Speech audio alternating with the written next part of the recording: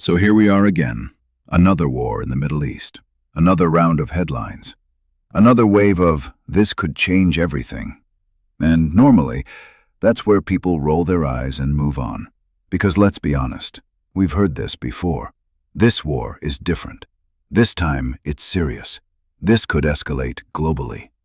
Sure, but here's the uncomfortable part. This time, it actually might be different. Not because war itself has changed, but because everything around the war has changed. Technology, alliances, economics, and most importantly, how connected the world is. So no, this isn't just another regional conflict. This is a war that has the potential to affect everyone, everywhere, which is great, exactly what the global economy needed. Let's start with the biggest difference. This isn't one war. It's multiple wars happening at the same time.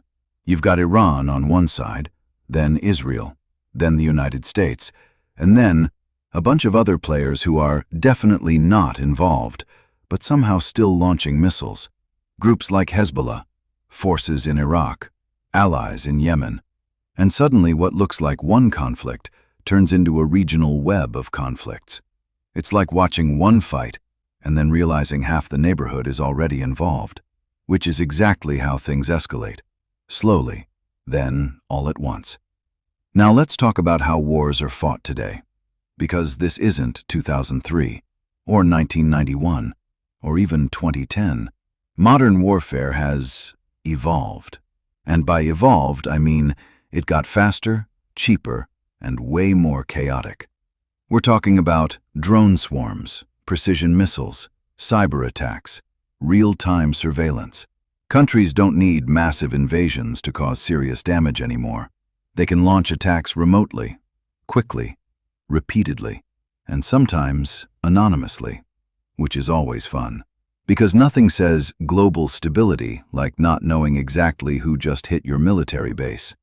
And here's the key difference. Smaller actions can now trigger bigger consequences. You don't need a full-scale invasion to escalate a conflict. Sometimes, all it takes is a few drones getting through, and suddenly everyone's on high alert. Now here's where things get really interesting. In previous wars, the battlefield was, well, the battlefield. Now, the battlefield includes your wallet, because global economies are deeply connected, and one of the biggest pressure points right now is the Strait of Hormuz.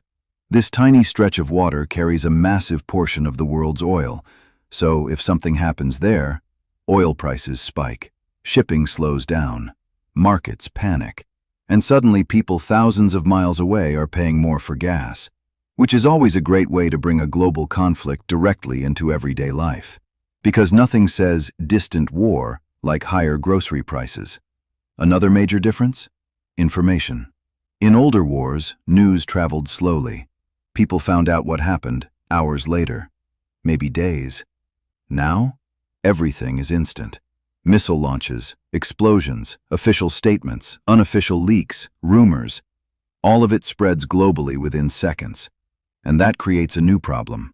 Because information doesn't just inform people, it influences decisions. Markets react instantly. Governments respond faster. And sometimes, people react before they even know what's actually happening. Which is always a great strategy. React first. Verify later. What could possibly go wrong?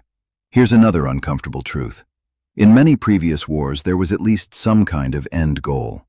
Capture territory, defeat an army, remove a government, something clear. But in this conflict, the goals are complicated. The United States wants to limit Iran's capabilities. Israel wants to eliminate long-term threats. Iran wants to survive and push back. And then there are all the other groups with their own agendas, which means there's no single finish line, no obvious moment where everyone says, "All right, we're done here." Instead, you get something much more difficult, a conflict that drags on, shifts over time, and refuses to end cleanly, which, historically, tends to go very well. Finally, let's talk about escalation, because this is where things get serious. When multiple countries are involved, when advanced weapons are being used, when global economic interests are at stake. the risk of escalation increases dramatically. One mistake, one miscalculation, one missile hitting the wrong target, and suddenly the situation changes. Fast. And that's what makes this war different. Not just the fighting, but how quickly it could become something bigger. So why is this war different? Because it's not just a war. It's a network of conflicts, powered by modern technology, connected to the global economy, accelerated